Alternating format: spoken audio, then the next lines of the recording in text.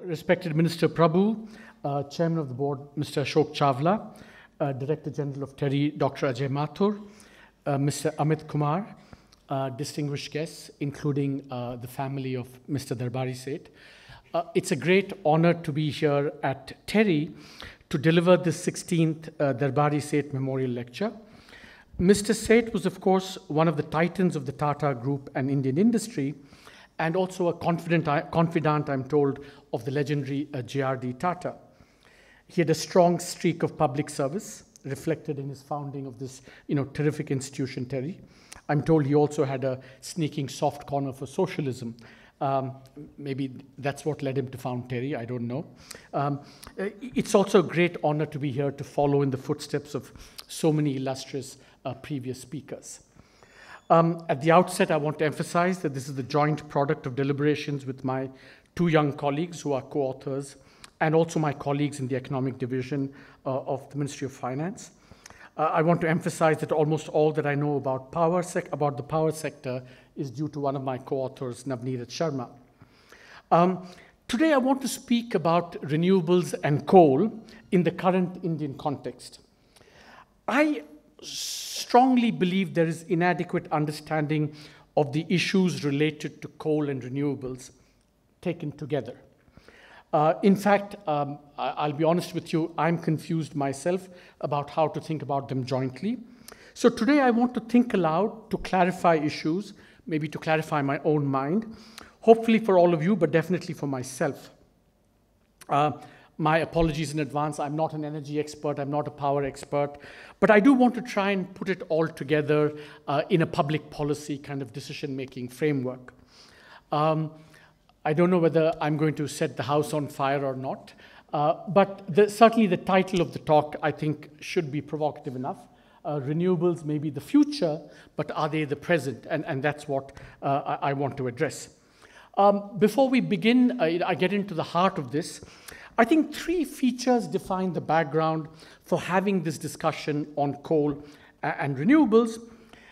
First, of course, under the leadership of the Prime Minister, India has become one of the leaders of the global effort to combat climate change. The PM, along with the then French President, Senior François Hollande, and other countries led the initiative to launch the International Solar Alliance at the Paris meeting. Just for all of those who may not know, but TERI and Dr. Mathur deserve kudos for the terrific and constructive role they played at the Paris meeting and in the run-up to that meeting. So this contribution, this leadership mantle adopted by the Prime Minister in India was underpinned by a domestic effort to dramatically increase the role of renewables in the domestic energy equation. India is now committed, as all of you know, to installing 175 gigawatts of renewables by 2022, which would account for about 21% of electricity generated from all sources. The second feature is this emphasis on renewables comes against the recent history of a dramatic expansion, even over-expansion in thermal capacity, predominantly in the private sector, and the numbers are available, that overexpansion, fueled by the growth optimism of the mid-2000s, combined with stresses in the discoms and slowdown in the economy, has led to plummeting plant load factors, declining profitability, and the specter of large amounts of stranded power assets and consequentially stranded coal assets as well. Here's a chart which shows that. You see this declining plant load factors and an increasing amount of power sector debt that could be stressed. All this can have a detrimental effect on the health of the banking sector, especially the public banks who are exposed to the power sector, which in turn can adversely impact the health of the economy. And in fact, in the recent survey, we argue that this twin balance sheet challenge and rising stresses could hold back growth in the Indian economy in the near term. The third feature I want to discuss, it's something that doesn't get enough attention, is that discussions of renewables and coal must take account of India's regional development realities. Just to show you a chart, Coal is located predominantly in the poor eastern hinterland of India, while the potential of renewables, with the exception of Rajasthan, is in the richer peninsular parts of India, Gujarat, Maharashtra, Karnataka, Tamil Nadu. So you can see almost that the disparity between peninsular and hinterland India potentially could get aggravated, depending upon how we develop coal and renewables. Coal is both the source of livelihoods for millions and the locus of many communities. And Rohit Chandra, a bright PhD student at Harvard, has quantified some of these costs, which is about something like 7 million people are exposed to coal in India. And it's also an important source of fiscal revenues for many states. But coal is also the source of several development pathologies: corruption, crime, mafias, Maoist insurrection, captured in the term in development economics called the resource curse. And in the survey in February, we showed, I think quite convincingly, that states that have more mineral resources tend to be poorer, have lower per capita consumption, and lower growth as well. So the rise of renewables poses both a threat to those livelihoods and communities, but it may also afford an opportunity to escape from the attendant pathologies, which we call, the natural resource curse. So that's kind of the double-edged nature of renewables as far as coal is concerned. So these are the three, I think, background facts that we need to keep in mind when we think about coal and renewables today. So in terms of lighting the place on fire, I want to do so by, first giving you 10 propositions which kind of summarize all that I want to convey, and I'll elaborate on some of them later on. Proposition 1, coal and renewables must be the joint focus of policy. They must be jointly decided, not separately. Of course, institutionally, we've actually done this in the form of one dynamic minister who is both the minister for clean energy and the minister for dirty energy, renewables and coal, Minister Piyush Goyal. So we've already done that. Proposition number 2, a little bit controversial. In my view, the social costs of coal in public policy should include the domestic externalities from coal, or all the negative that happens domestically. But my strong view is that, at least for some time, it should not necessarily incorporate the international externalities from coal. And I'll elaborate on that later. Proposition number 3, kind of a little bit pushing back on what Ajay said. I think we must all be abundantly cautious about claims made on behalf of renewables. Properly costed, in my view, the evidence that I've seen, my colleagues and I, renewables will achieve true parity, I think, in social terms with coal only in the future. I don't think we are there yet. Proposition number 4, beware carbon imperialism of advanced countries, which risks biasing our judgments about energy. This carbon imperialism comes masquerading as a love of renewables. I think we should be careful about that. We should assess this from our own point of view. Proposition number 5, I think this is very important. Because of what I said about the twin balance sheet problem, because I think coal is special from a development point of view, regional development point of view, I think the social cost of renewables, because they may displace coal, should include the costs of stranding thermal and coal assets and include the costs of disrupting coal communities in India. Proposition number 6, current bids on renewables are not especially revealing or informative about the true costs of renewables because of extensive subsidies, some implicit, some explicit, some given by the center, some given by the states. And I would really urge TERI to get to the bottom of this, because we don't understand all the stuff that's going on here. So current bids are uninformative about the true cost of renewables, and also because of strategic behavior by renewable producers, like we've seen strategic behavior by coal bidders and spectrum bidders and so on. That problem has extended to renewables as well. Proposition 7, There is a window, perhaps narrow, until renewables becomes truly viable, and that window offers the opportunity for counterintuitively accelerating expansion in coal, driving up capacity utilization in thermal power generation. Proposition 8, probably the most controversial, subsidizing renewables at a time when it's not truly achieved parity with coal seems a double whammy for government, which then also has to pick up the tab for the resulting stranded assets in power and coal. You normally think of giving with one hand and taking away with the other. Here it seems to be we give away with both hands, which I think is a bit problematic from a public policy point of view. Proposition number 9, and if what I'm saying is right about this time phrase, it will raise two dynamic implementation challenges.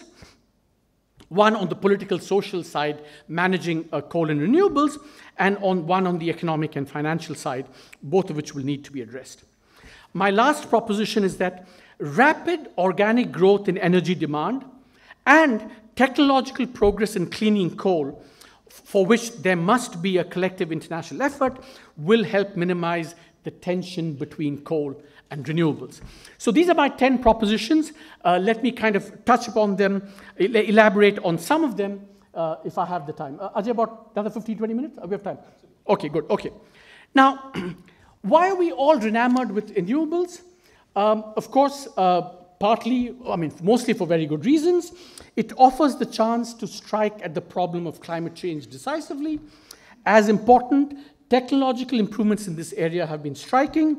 There is a Moore's law counterpart to solar PV costs, known as Swanson's law, which states that the solar PV module cost falls by 20% for every doubling in its capacity. These improvements are reflected in the dramatic decline in the price of photovoltaic cells, helped by whatever generous subsidization that China does, and also declines in battery storage costs. The holy grail here, of course, is that renewables must achieve parity, quote unquote, with energy from fossil fuels, but as I shall argue, we're not there yet. So this shows the decline in these costs, which is what has got the world rightly excited about renewables. But I think there are also claims about renewables that one has to be wary of. I think my wariness first was kind of provoked by an article a very thoughtful article that Bill Gates wrote in 2015 in The Atlantic, which I'd urge all of you to read. And as a country that's abundant in coal, and where the political economy of coal and exiting from anything, especially coal, will be fiendishly difficult, a healthy skepticism about renewables should be in order. Or what I'm saying is that our defaults should not be predisposed towards getting enamored with renewables because we have all this coal. In fact, in chapter 2 of last year's economic survey, I mean, we argued that exit in India is a kind of endemic, pervasive problem, very, very difficult, huge costs, and that's going to afflict coal. We're finding that in thermal, in power, but that will be true as well. Now, I want to talk a little bit about the costs. How do you think about the costs, social costs of renewables and of coal? First, a clarification. I think there's some confusion here.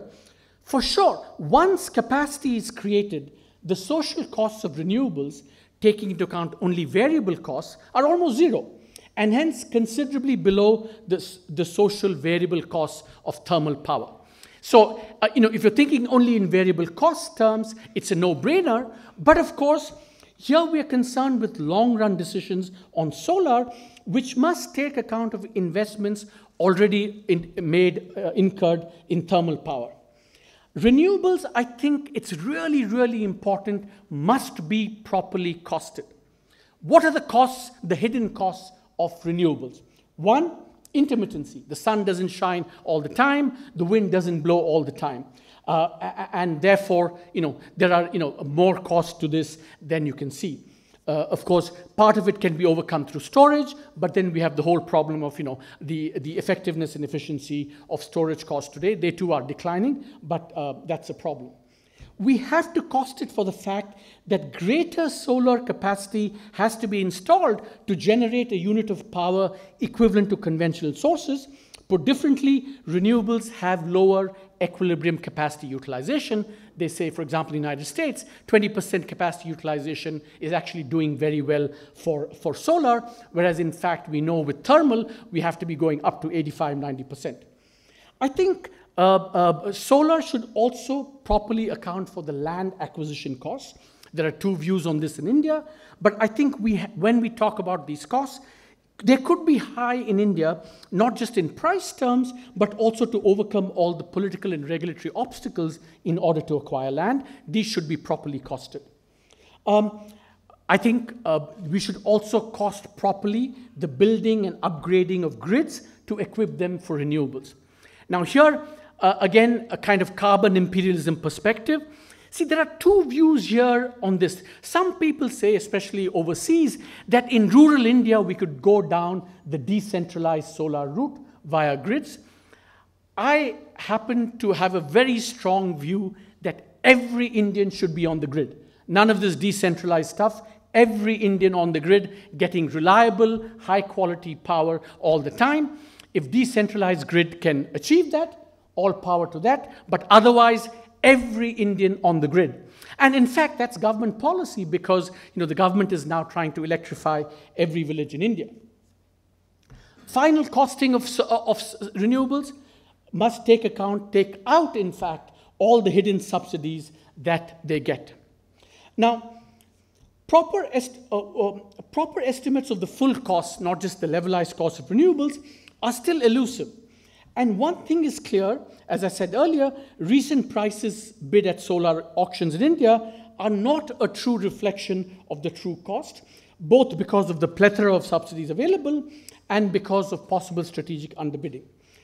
In fact, I think here there's an important lesson for renewables, namely to avoid the experience of thermal power in creating excess capacity. We don't want to go down the route of having these bids leading to more capacity than we need, a fact that we're confronting in thermal power. But I think, having seen all the evidence, I'm going to try and summarize all these social costs for you. One is a paper, updated paper in the Brookings Institution by Charles Frank. Another is a very recent paper in a very prestigious economics journal called the Journal of Political Economy. But broadly, my reading of these studies and some others is that solar seems to be competitive with fossil fuels for a social cost of carbon of about $50 per ton. Now, I want you to keep this $50 per ton in mind. It used to be much greater before, but because solar costs are coming down, that seems to be kind of rough and ready. I don't want to, stand by it in any way because I think there's a lot of uncertainty. But this $50 per ton at which it becomes competitive must be compared with what India values kind of CO2 emissions at. And let me give you 2 or 3 numbers. The social value of emissions in India is closer to, I would say, $2.25 per ton rather than the 50 suggested by the study, so we're still far away. If you look at the cess on coal in India, kind of revealed preference of government for what the cost of carbon is, it's about 400 rupees per ton of coal, which is about $10 per ton, which is still 20% of the 50%, of the $50 that I said. And finally, let's be clear about one thing from a global perspective. $50 per ton is very much aspirational because if you look at today's data, European exchange trade data, the traded value of CO2 is something like $6.50 per ton. So we are far away from that. And for God's sake, the world is far away from that. So that's the number you have to keep in mind when you talk about the equivalence between solar and fuel. Now, so that's where I think we stand. I think when we talk about the other major and neglected social cost of renewables, I think I've skipped something here, which I need to, I have skipped something here.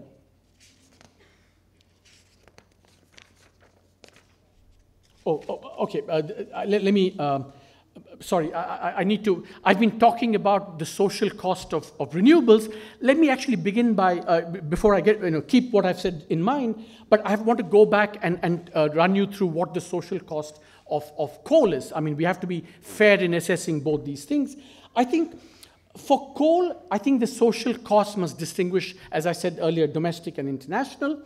I think domestic costs include the negative impact on pollution, disease, water contamination, and a whole host of other things. I think my friend Devesh Kapoor also pointed out that it should also include the water that coal needs to use. I think that needs to be factored in as well. And I think the other thing that needs to be factored in is that when you open new coal mines, you also displace people. So all these are the hidden social costs of coal that need to be factored in when we talk about costing coal.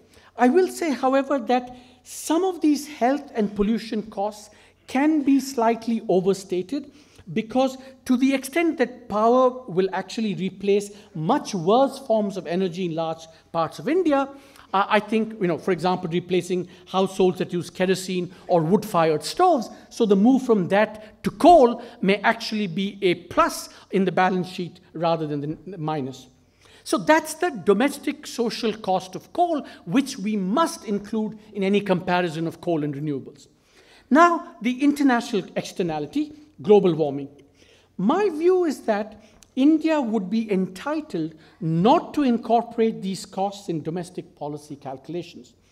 Only over time should India internalize, and that too progressively, the international marginal cost, i.e. the cost on climate change. That is how I think equity in combating climate change should be addressed, how development and carbon space should be afforded to countries such as India by advanced countries that have primarily and predominantly created the problem of global warming by, prematurely occupying that space. So if this is right, that is, we only incorporate the externalities onto us, not the global externalities, then it's something like $4 per ton, which is Bill Nordhaus's calculation of how much we should internalize. So if you add this $4 per ton and something else for the health costs, we're still very, very far away from the $50 per ton that I mentioned. Just by the way, the Nordhaus calculation for internalizing all countries to internalize the full international externality, it's somewhere between $30 and $50, depending upon the model calculations today. So that's how we must think about the social costs of coal. The private costs, what are the costs? About 3 rupees per kilowatt hour for thermal power plants, and then you add the other social costs, health, and a small part of the international costs. Then we turn to renewables, and then I spoke to you about renewables, basically all the hidden costs that you need to incorporate. But I was going to turn to the major and neglected social cost of renewables is that it will displace coal. And I think this has been a neglected aspect of our thinking about renewables, which I want to highlight. Given the current macroeconomic environment, which I spoke about, and all these twin balance sheet problems, et cetera, I think that I cannot emphasize enough how important these costs are, given the difficult nature of exit in India. And on top of that, I think we should also think very hard and realistically about what would happen if renewables displaced coal, with all the consequences for coal communities and for the development of certain parts of India. One study commissioned by the Ministry of Power suggests that if thermal generation is displaced by renewables, for example, if we achieve our target on renewables, then it's possible that plant load factors will decline by about 13 percentage points. And that's a huge amount. Already today, plant load factors are low. So if you think about declining plant load factors, the amount of exposure to the banks that they have, the consequences for the public finances, I think are going to be very high. So it's very difficult to put precise numbers on these impacts of declining plant load factors, but they could be substantial. Ajay mentioned volume 2 of the economic survey. We estimate these costs of stranded assets something like 70 to 80 paise per kilowatt hour. And of course, these would be greater if we also incorporated the social costs of displacing communities. So, bottom line, overall, the conclusion is that while there are considerable uncertainties about the social costs of renewables and power, and a lot more careful work is required, including by TERI, we can make two judgments in increasing order of confidence. First, for India today, and probably for some time, the social costs of renewables are likely to be greater than the social costs of thermal power, one. And with greater degree of confidence, I can say, second, today, and at least for some time, it is highly unlikely for the converse to be true. So that I think, so one sense of this, so this is again, think of this on the left-hand side, the two bars are what the social costs of thermal are, depending on what you add and what you take away. And on the right-hand side, broadly, I think that, and I think we've been fairly fair to renewables and coal. Bottom line is that it's probably likely that renewable is still above coal in terms of its costs. Now, spend a few minutes on carbon imperialism. If coal is critical for India's energy needs, we must beware and resist what I have called carbon imperialism. This emanates from many sources and manifests itself in several forms. There have been recent shifts, of course, with the new Trump administration, but broadly, I think the G7 advanced nations are committed to phasing out fossil fuels. The US and others had also vowed, it's changed a little bit under the Trump administration, to vote against fossil fuel energy products in developing countries when multilateral development banks are voting on fossil fuel energy products, and also in their bilateral funding. The president of the World Bank, Jim Kim, has, in my view, a little bit outrageously said that new coal-fired plants would spell disaster for us and the planet. For India, a country struggling to provide basic electricity to about 25% of the population, such carbon imperialism, rather than outcry against it, could actually spell a disaster for India and other developing countries. Under any plausible scenario, coal will continue to provide about 60% of India's power needs until 2030. It will, and perhaps should, remain the country's primary energy source because it will remain the cheapest fuel available.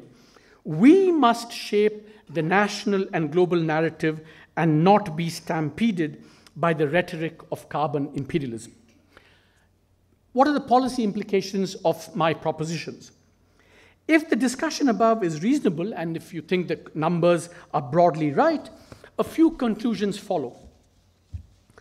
A plausible strategy going forward, and I want to show this in this chart, must be to accelerate coal and thermal power in that window when the social costs for renewables are still higher than for coal, and then perhaps phase it down thereafter, sufficient to provide, at least in the medium term, the base load for electricity. The window before renewables become truly viable means that reform of the coal sector and ramping up of production and efficiency today is actually going to be vital. So if you look at the chart, the black and the green lines, I've just kind of made this up, what the current strategy proposes, steady increase in renewables, steady increase in coal, but the strategy that I'm proposing would be to dramatically increase coal in the short run, slow down renewables in the short run, and then ramp up renewables when the social cost calculation truly changes, and then ramp down coal afterwards. So actually the intuition here is very simple. If you think about it, what the strategy is basically proposing is maximize the use of national assets to the greatest extent possible when the economics is right, and then gradually ramp up the use of basically what is a free asset, which is sunlight and wind, when it becomes advantageous to do so. So it's a very cold calculation to maximize national wealth. If this path or trajectory makes sense, a corollary is perhaps to give consideration to reduce the current subsidies for renewables, because as I said, it seems very odd for the government to subsidize renewables on the one hand, and then also pick up the tab for the stranded assets in power and the reduced coal consumption that result. The ministers are not here, but there are also knock-on effects on other sectors like the railways. And I think that this seems to be a double whammy for government, which I think we need to take very, very seriously on this. So what I've been saying in terms of this trajectory and this double whammy for government is not unique to India. Actually, it's really funny if you've been reading this debate in countries like Germany. Advanced countries are seeing something similar, a perverse impact of the renewables revolution. The Economist, in its February 25th edition, showed that conventional power utilities in Germany, for example, face the threat of a death spiral, the conventional utilities, because their profitability declines from a scissors effect of falling demand on the one hand and increasing renewable supply, some of it dictated by the must-run status of renewables because of their zero marginal cost. So you build renewables, you subsidize, you build renewables, and then once you build them, it's zero marginal cost, you have to run it. That puts further pressure on conventional power utilities. And then what happens? Government has to, because they become unprofitable, governments have to subsidize them as well, or these utilities end up raising prices so that you have either the double whammy for government subsidizing both renewables and convention, like what we're seeing in India today, or you have the perverse thing of actually wholesale prices coming down because of renewables, but retail prices not really coming down or even going up because the power utilities want to restore profitability again. So if you think about this strategy, if it makes sense relative to the proposed current strategy, I think it raises two challenges of dynamic implementation. One on the political side and one on the economic financial side. So what do I mean by that? See, on the political side, the question is, how do you ramp up coal in the short run, short to medium term, while simultaneously preparing for the phase down beyond that? So if you jack it up now, you'll have to phase it also back because renewables are going to become competitive and start challenging power. On the second question, which is the flip side of this, is how do you slow down renewables today while creating the right incentives for the private sector to prepare for its ramp up when in fact it achieves parity? So in a sense, there is a problem with saying go slow now and then ramp it up, because perhaps costs themselves will come down the more you produce because of learning by doing, and so maybe some support even in the short run is warranted. Clearly, the first challenge will require careful planning to manage the gradual importance in coal, the impacts of which will be concentrated in a few areas geographically. But in some ways, virtue can be made of necessity in the form of a credible threat. So if you think about it, if you think there is a natural resource curse, exiting from this, or rather phasing it down gradually, is a development necessity. At some point, hinterland India needs to perhaps wean itself off the resource curse. So in some ways, the rise of renewables is a credible threat for coal in the medium term, and that may not be such a bad thing at all. At some point in the future, the incentives to use coal will diminish organically. Short of massive and indefinite support for coal, the sector will face existential threats, and that is the virtue that we can make of necessity to wean those regions off coal, or at least to wean them off to a substantial extent. Addressing the second implementation challenge, I've said, maybe. So if you put it all together, one implication, a strong policy implication of what I'm saying is that perhaps a via media is perhaps not to eliminate support for renewables today entirely, but rather to reduce it from current levels, so with the aim of achieving the time path of coal and renewables that I have presented here, kind of more coal in the short run and thermal power in the short run, maybe a little less of renewables in the short run, and then ramp one up and ramp the other down as the social costs change truly in favor of renewables. Now, how do we minimize the tensions between coal and thing? I think rapid growth in demand and technological progress in cleaning coal will help minimize some of the tensions, because the more you have demand, the more you can accommodate the two without it being a kind of zero-sum game. Rapidly growing in an economy at close to double digits is, of course, the best guarantee of robust power demand. But the move to electric cars as well, if you think about it, offers another opportunity to shore up electricity demand in the long run, which can again minimize these tensions. On the second point about the cleaning coal, India is committed to curbing climate change and to promoting renewables. Making clean coal is vital to the country's development. However, and this I've felt for a very long time, this cannot be done by India or anyone else alone. Technologies that are already available, such as carbon capture and storage, have proved prohibitively expensive. To discover truly effective technologies to clean and green coal, the world collectively needs to embark on a program akin to the Manhattan Project that produced the first nuclear bomb.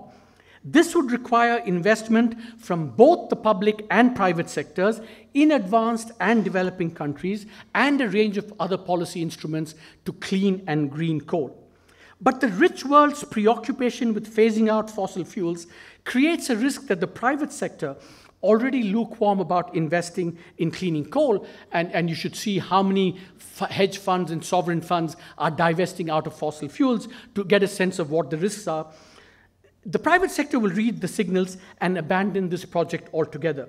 Remember that even in the medium term, coal will provide the base load for power in India. For example, under India's NDC, fossil fuels will provide about 60% of India's total power requirements. So coal will remain, should remain. The time is ripe to create a global green and clean coal coalition to mirror the solar coalition that, rather than unconscionable calls to phase out India's cheapest form of energy, would best serve both the cause of climate change and meet India's development needs. I have strained your patience, your stamina, so let me conclude here. Rapid changes in technology are promising to help realize the promise of renewables. This is an eminently desirable development, and one that India is attempting both to benefit from and indeed to accelerate.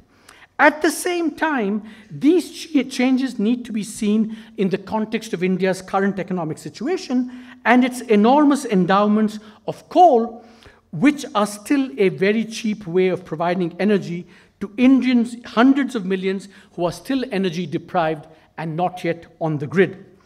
If there are a few key messages I would like for you to take away, they are the following.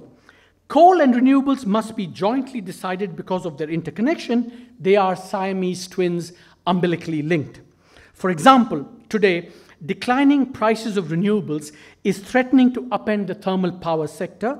And as prices are renegotiated, as they are going to be, because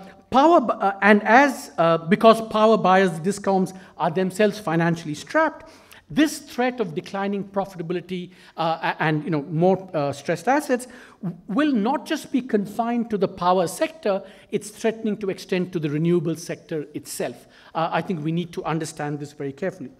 Second message, India needs coal in the short to medium term. Renewables are absolutely part of the energy mix and the energy answer, but they also come with hidden costs which must not be overlooked in our headlong embrace of renewables. Third, India cannot allow the narrative of carbon imperialism to come in the way of realistic, rational planning for our own energy future. Finally, I want to end on behalf of, as an emissary for coal, I want to make a plea, a kind of plaintive plea to policymakers and research institutions such as TERI. And my plea is, as Tagore said in one of his great songs, "Bhulo na, don't forget me, don't neglect me." Thank you very much.